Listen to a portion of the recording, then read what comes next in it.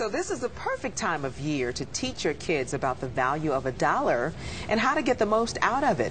My next guest is nationally noted family finance expert Princess Clark-Wendel, and she says that just because we have more school-related expenses, it doesn't mean that it has to be a free-for-all when we go to those popular big chain stores. Welcome to the program. Well, thanks for having me. So what should we do? I mean, my son is infamous for when we go to those stores, it's, Mommy, I want this, Mommy, I want that. But I have to keep him focused and say, that's not what we came here for. Am I doing the right thing? Oh, absolutely.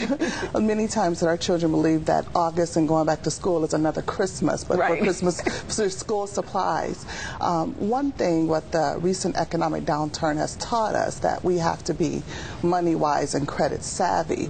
A lot of people used to use credit, you know, to fund their children's academic expenses.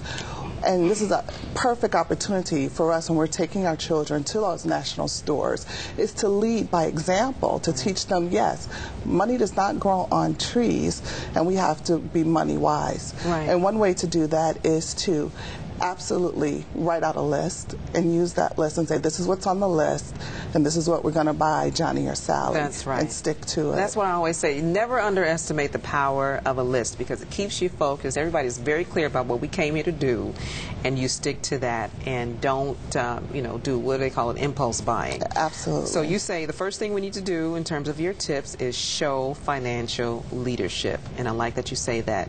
Our influence builds our child's affluence. And our goal as parents is to not only build smart kids, but to build wealthy kids. And we can do that by teaching them how to spend wisely, managing a budget, and then getting a bonus, and that's what I call interest. Now, do you think that we can build affluent children even if, you know, maybe we come from a family that isn't currently financially affluent? Oh, absolutely. I believe that from bootstraps, we learn how to build our own boots. And one thing that we need to do is to understand that the more you save is the more that you earn. And what I did is I've developed kid mantras by letting them know that savings is sensible and it's not selfish. And the more you save, indeed, is the more you earn. Oh, I'm learning something here, Miss Princess. Okay, so the second tip you offer is to set the example because children, as you say, they learn what they live. Oh, absolutely. And every day in our everyday living expenses, we have the opportunity to teach children how to budget their money. For example, when you're taking Sally to McDonald's and she'll say, well, Mommy, can I have, you know, a Happy Meal plus ice cream as well? And I say, well, Sally, when I buy a Happy Meal and an ice cream, out goes money from my income. And they'll say, out goes, what is that? That's a really cute way for them to remember that that's an expense. And so you just use cute little sayings to teach kids, you know, where your money actually comes from, so they won't believe it's coming from trees. Now, is it a good idea to do this every single time we're out and we go and get a bite to eat or we go to the store? I mean, or does it become obsessive at some point? No. Should we use each of these as an opportunity to teach them about money? Oh, absolutely, because not only does it serve as a lesson for them, but a lesson for us, so we can keep track of our spending and understand that we too have a budget and we need to stick to that budget. And when we have an income and when money goes out of that, that what's left is what we have to deal with. Okay, so the third tip that you give is to listen and to talk to the kids about their dreams and goals and listen to exactly what their goals are. Oh yes, Monique, that's very important because just like us, children have dreams and goals and they want things, and you should discover what does your child really want, and then once you talk to your child and have that discussion about exactly what they really want, map out a strategy to help them get what they really want. Either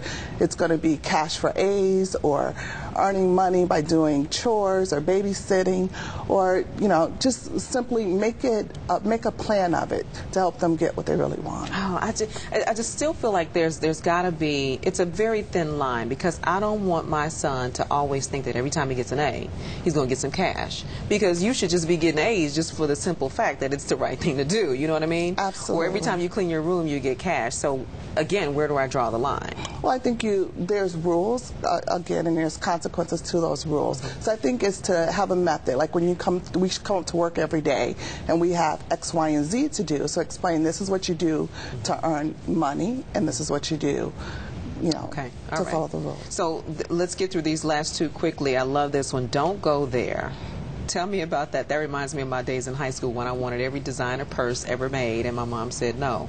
Right. And this is especially true as children head back to school. They'll see kids having iPads, iPhones, or whatever. Just tell them that just because you see the latest iPhone or iPad doesn't mean that you're able to get that. Right. That you have to earn that. And that the first gadget may not always be the best gadget, because many of us know that there's kinks usually in the first. Right, right. So when it comes to the designer clothes and the fancy gadgets, you're saying don't even start doing that. Right, because you'll have to continue. And there'll be an expectation for that to go on. Exactly. All right. And then lastly, you say teach them about their current assets. Oh, absolutely. And I call that where Amy has assets. And not only does it teach them that they have valuables like their, if they have an iPhone or Xbox, but it teaches them that they have to take care of those Xbox or Wiis as well. And those things have a price tag.